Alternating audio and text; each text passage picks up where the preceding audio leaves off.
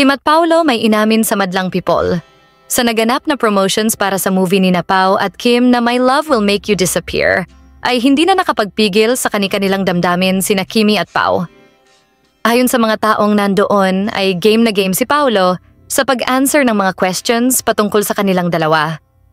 Ayon sa kanya, matagal na niyang napapanood si Kimi at consistent ang kanyang sagot na ito daw ang crush ng mga kaibigan niya noong napanood nila ito sa Pinoy Big Brother.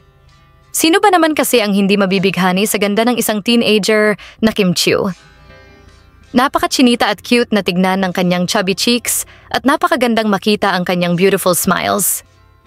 Talaga namang kilig na kilig ang mga taong kasama nilang dalawa at masayang makita ang abot tenga ng ngiti ni Kim at Paolo. Samantala, sa kabila ng bashing na inabot ni Kim Chiu, noong isang araw ay nagkaroon pa rin ng blessings si Kim Chiu dahil nag-showshoot ito ngayon ng bagong endorsement. Sa ngayon ay excited na ang mga fans na makita sina Kimi at Paolo at bukas lilipad na sila sa Cebu City.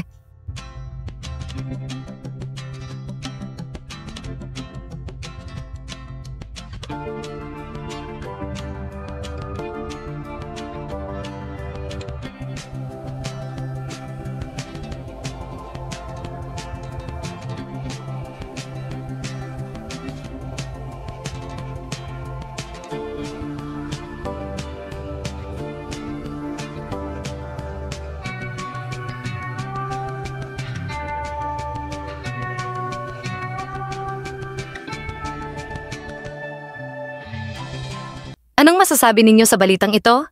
Magkomento sa ibaba at huwag kalimutang mag-subscribe for more videos. Maraming salamat sa panonood.